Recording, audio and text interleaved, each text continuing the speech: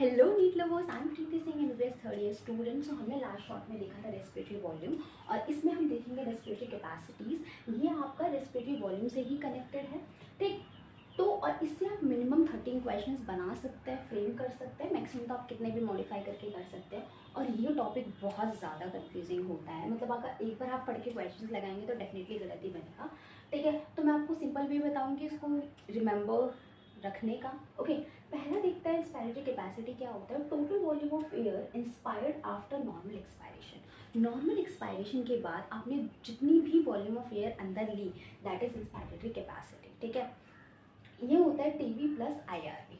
Expiratory capacity क्या होता है? Total volume of air expire after normal inspiration. Normally आपने इंस्पायर किया, एयर अंदर ली, उसके बाद आप जितना एक्सपायर कर सकते हैं दैट इज आपकी एक्सपायरेटरी कैपेसिटी। आपकी कितनी कैपेसिटी है कि आप कितना एयर निकाल सकते हैं बाहर after normal inspiration, which is TV plus ERV. Okay, vital capacity क्या होता है? Maximum volume of air inspire after force expiration. Forcefully आपने जितना भी आप एयर बाहर निकाल सकते थे आपने निकाल दिया अपनी पूरी एनर्जी लगा करके। उसके बाद आप जितनी एयर इनहेल कर सकते हैं, जितना maximum volume of air inhale कर सकते हैं, दैट इज आपकी vital capacity, which is ERV plus IRV plus TV. Okay, total lung capacity क्या होता है? Total volume of air in lungs at the end of forced inspiration.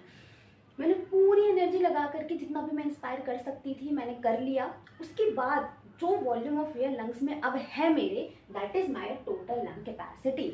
इसके अंदर सारे वॉल्यूम्स आ जाते हैं, आईआरवी, ईआरवी, टीवी, आरवी, ठीक है। अब देखो यहाँ पे ईआरवी आईआरवी प्लस टीवी क्या होता है? Vital capacity. तो हम टोटल लंग कैपेसिटी को vital capacity plus residual volume भी बोल सकते हैं, ठीक है। पता है कंफ्यूजन कहाँ पे होती है? अगर आपको क्वेश्चन दिया कि वाइटल कैपेसिटी में जो total volume of air inspire होता है वो नॉर्मल एक्सपायरेशन के बाद होता है या फोर्स्ड एक्सपायरेशन के बाद होता है, इसमें कंफ्यूजन हो जाता है। तो इसलिए आपको याद रखना, इंस्पायरेटरी कैपेसिटी में जो हम एयर इनहेल करते हैं टोटल वॉल्यूम, वो आफ्टर नॉर्मल एक्सपायरेशन करते हैं, ठीक है।